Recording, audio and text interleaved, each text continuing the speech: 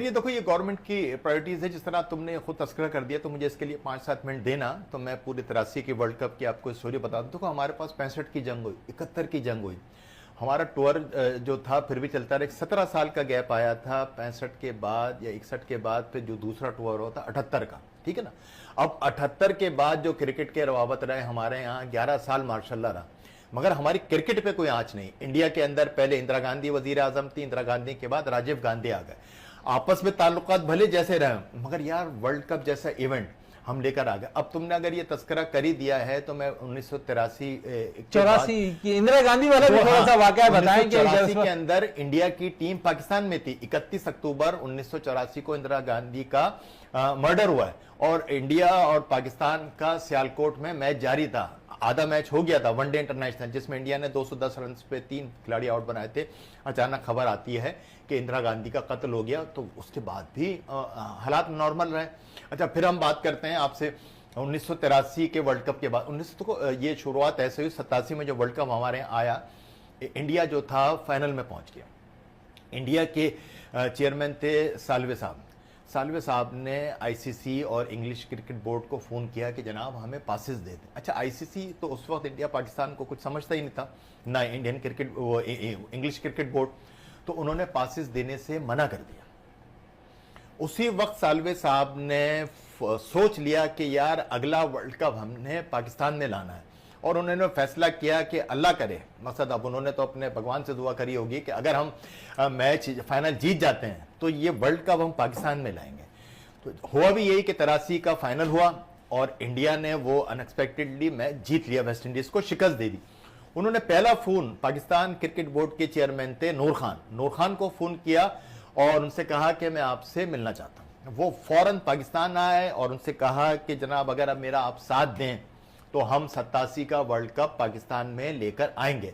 नूर खान ने फौरन go ahead दे दिया, 3 दफा कहा कि यस यस यस, और मैं आपके यानी कि हर दफा हमने कंप्रोमाइज किया है, हमने सपोर्ट किया है, लेकिन उसके बावजूद इंडिया का रवैया, इंडियन गवर्नमेंट का रवैया बेहतर नजर नहीं आ रहा। अच्छा, मैं ये गवर्नमेंट की ये बात कर रहा हूँ, उस वक्त की जो गवर्नमेंट थी, अगर उस वक्त पहले इंदिरा गांधी वजीर आजम थी, उसके बाद उनके बेटे राजीव गांधी बन गई, तो उस टीम ने भी, ठीक है कि हमारे सियासी मामला रहे, मगर उन्होंने क्रिकेट को इन मामला से दूर, सियासत से दूर रखा, खेलों को बिल्कुल अलग रखा, क्रिकेट को इस मामला से अलग रखा। पाकिस्तान ने उन दिनों बहुत दौरे किए। हमारे यहाँ जिस तरह वो ज़ियाउल्लाह आ गए थे 77 में, तो पाकिस्तान ने फौरन 78 में दौरा कर लिया था। अच्छा, फिर मैं बात कर रहा था कि जनाब वर्ल्ड कप के अंदर फिर फौरन जॉइंट मैनेजमेंट कमेटी बन गई, इनके आपस के अंदर मुलाकात होते रहे, तय हुआ कि जनाब हम यहाँ पर लेकर आएंगे। अच्छा, अब ये बात हो रही है दोनों बोर्ड के दरमियान, इसमें हुकूमतें शामिल नहीं है। वहां से अपना जो सालवे साहब थे, वो इधर नूर खान, दोनों आपस में तैयार हो गए। फिर वहां से बारी हुई कि जनाब सालवे साहब ने इंदिरा गांधी, वो राजीव गांधी से कहा कि हम क्रिकेट वर्ल्ड कप लेना चाहते हैं। तो उन्होंने कहा यार कैसे करोगे, ज़ियाउल हक तो मेरी सुनता नहीं है। यहाँ ज़ियाउल हक ने कहा कि यार राजीव गांधी तो मेरी सुनता नहीं है। तो उन्होंने कहा लड़ाई झगड़े को छोड़े, इंग्लैंड ने हम दोनों पे हुकूमत की है, और अब हम जो है ना दोनों वर्ल्ड कप को यहाँ पर लेकर आएंगे। यहाँ से फिर ज़ियाउल हक भी तैयार हो गए, वहां से राजीव गांधी भी तैयार हो गए। अच्छा, उसके बाद था फाइनेंस का।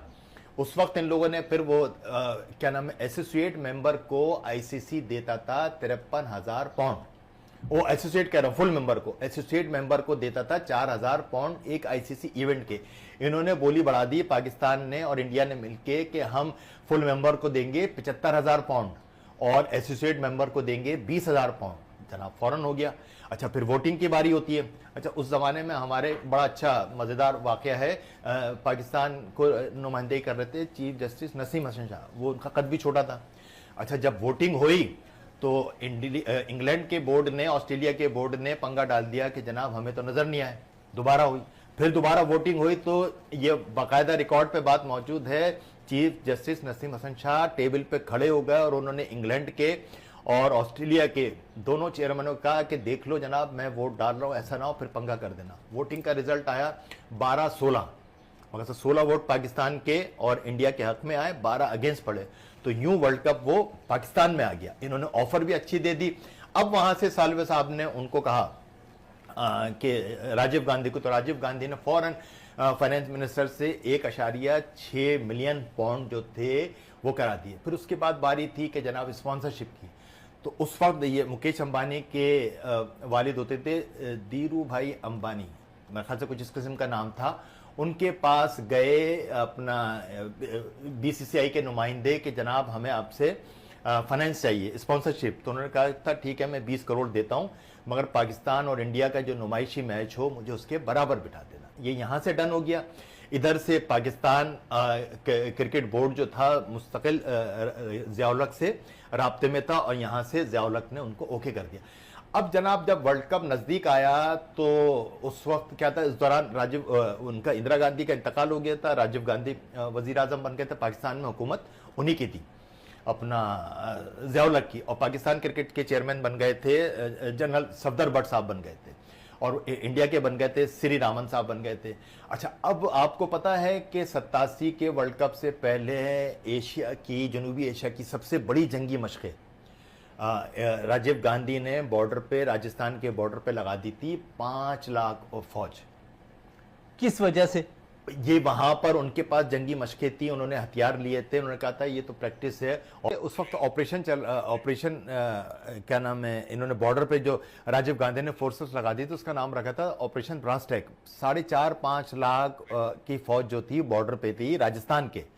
तो अब उस वक्त जो थे इंडिया के कन्वीनियर थे इंद्रजीत सिंह, अच्छा, जो कि जलंधर के थे और ज़िया-उल-हक के ही गांव के थे, उनकी आपस में बातचीत भी थी।